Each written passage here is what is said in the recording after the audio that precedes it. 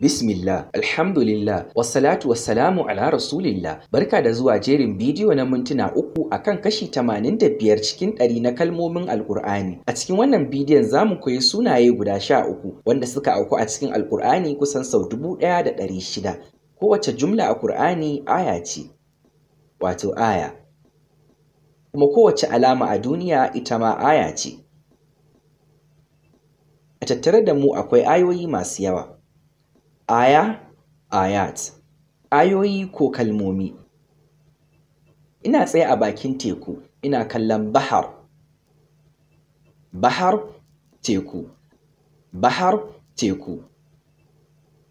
A ɗaya ɓarin ina ganin babban jabal.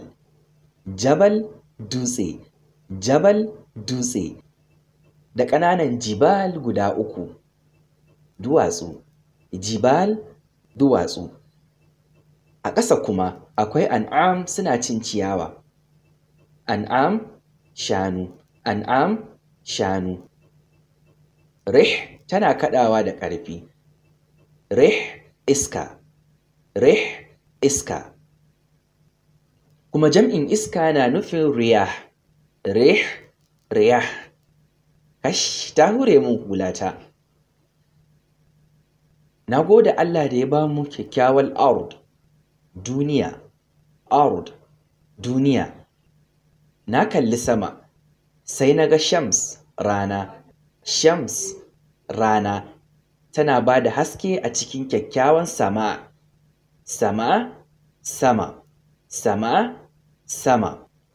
A samanmu, Allah ya sanya 7 samawat. Sammai 7. 7 samawat. Sammai 7. Sama, samawat. Sama, samawat. Sannan a hankali rana ta faɗi, kuma sama ta yi duhu. Yanzu lail ne, dare. Nahar, rana. Lail, dare. Nahar, rana. Lail, dare. Ina iya ganin ƙamar yana haske da kyau a sama. Ƙamar, wata. Ƙamar, wata. Kowanne daga cikin waɗannan bayyina ne, aya bayyananniya. Bayyina, aya bayyananniya. Duniya da ke kewaye da mu cike take da bayyinat, alamomi bayyanannu. Bayyinat, alamomi bayyanannu. Waɗannan alamomin suna nuna girma, kulawa da son Allah subhanahu wa ta'ala.